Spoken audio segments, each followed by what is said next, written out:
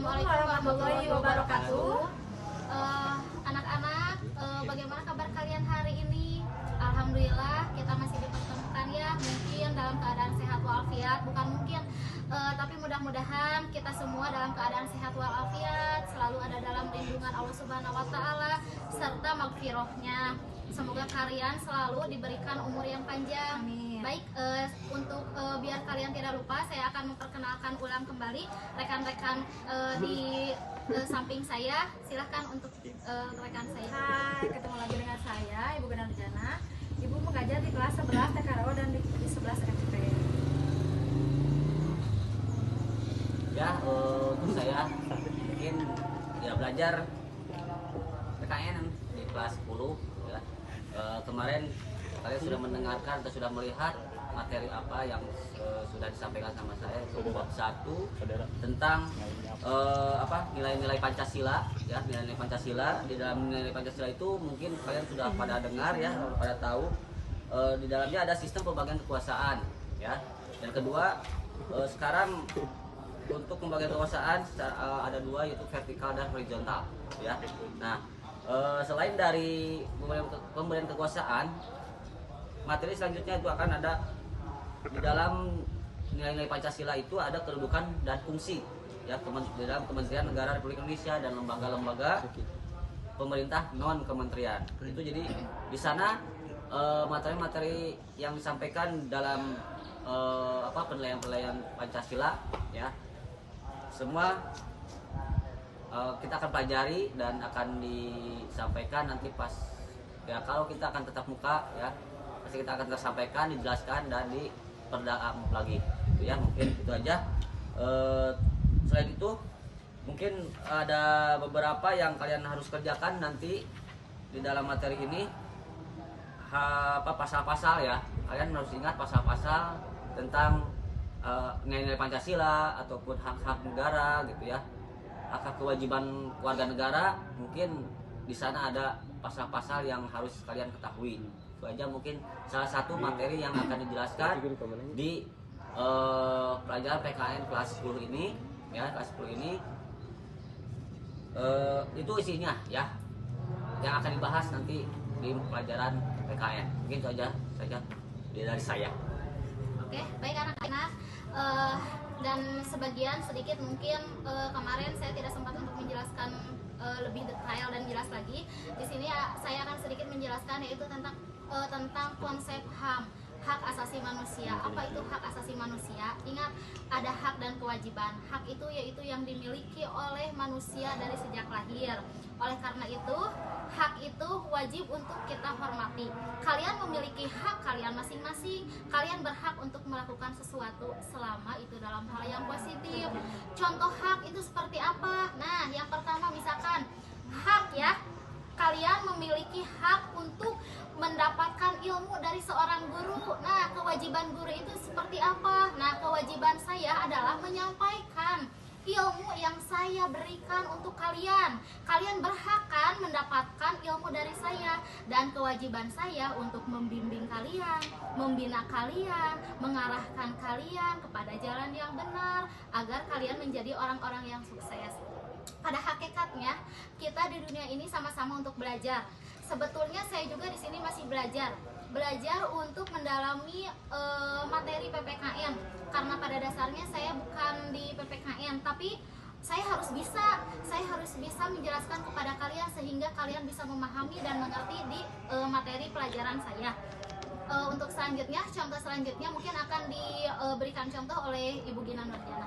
Nah, anak-anak, selain itu juga Ibu akan memberikan contoh tentang HAM, hak dan kewajiban di lingkungan keluarga atau di lingkungan rumah. Nah, yang pertama hak anak, yaitu mematuhi peraturan orang tua atau patuh terhadap orang tua. Nah, kewajiban orang tua yaitu yang pertama membiayai kalian hingga sukses, membimbing kalian hingga sukses. Terus apalagi ya, Cek? Ke poin selanjutnya mungkin ya, tentang materi substansi hak dan kewajiban asasi manusia dalam Pancasila. Untuk kelas 10 ya, dalam PKN ini ada beberapa hal yang harus kalian ketahui, yaitu dalam salah satu contoh keberadaan kementerian ya negara Republik Indonesia diatur secara tegas dalam pasal 17 Undang-Undang Dasar Negara Republik Indonesia. Yang pertama yaitu presiden dibantu oleh menteri-menteri negara, dan kedua menteri-menteri negara diangkat dan diberhentikan oleh presiden. Yang ketiga, setiap menteri membidangi urusan tertentu dalam pemerintahan. 4. Pembentukan, pengubahan dan pembubaran kementerian negara diatur dalam Undang-Undang Dasar. Nah, butir-butir itu ataupun poin-poin itu yaitu sudah ada pasal di dalam pasal 17 tentang keberadaan Kementerian Negara Republik Indonesia. Yang berhak membubarkan ataupun hak memberhentikan itu adalah di presiden. Ya. Dalam pasal 17 ini ya, menteri dan presiden harus bisa memahami dengan aturan yang sudah ditentukan oleh pemerintah. Jadi pasal ini akan diinginkan sama presiden bila mana menteri-menteri melanggar ataupun tidak benar dalam kinerjanya, presiden yang akan berhak memberhentikan dan membubarkan kementeriannya.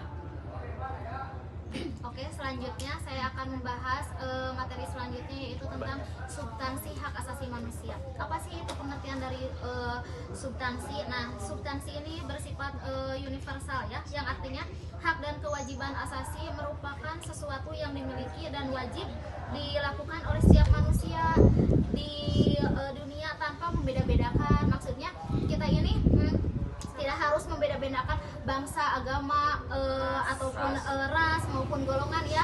Baik kita beragama Kristen, Islam, Buddha, semuanya kita sama. Toh kita di mata manusia kan sama. Untuk apa kita membeda-bedakan ya? Nah, terus dalam golongan, misalkan jabatan, untuk apa kita membedakan? Kita lebih menghormati misalkan yang lebih di atas, misalkan kita lebih lebih menghormati bagi jabatannya yang tinggi. Untuk apa seperti itu? Toh kita di mata Allah masih sama, kita manusia yang sama, kita makan tetap kan sama nasi gitu ya. Untuk apa? Nah, substansi itu jadi tidak membeda-bedakan antara agama, suku, golongan dan lain sebagainya. Untuk selanjutnya akan dijelaskan oleh Ibu Gina Nurdiana. Nah, ketiga kategori nilai Pancasila tersebut mengandung jaminan atas hak asasi manusia sebagaimana dipaparkan. Yang pertama, hak dan kewajiban asasi manusia dalam nilai dan dasar Pancasila. Selanjutnya ada hak dan kewajiban asasi manusia dalam nilai instrumen Pancasila. Yang ketiga ada hak dan kewajiban manusia dalam praktis sila-sila Pancasila. Mungkin itu saja. Nanti diperjelas di visual learning. Baik anak-anak, terima kasih untuk perhatian kalian. Mudah-mudahan tidak luput, saya akan mendoakan kalian untuk semua sehat selalu, bahagia selalu. Ingat, jaga protokoler kesehatannya, karena mungkin ini kita udah kehendak Allah, kita mungkin belajar harus seperti ini, kita kembalikan juga kepada Allah. Allah Maha menghidupkan dan Maha mematikan. Mudah-mudahan kita selalu ada dalam lindungan Allah Subhanahu wa taala. Wabillahi taufiq wal hidayah. Wassalamualaikum warahmatullahi wabarakatuh.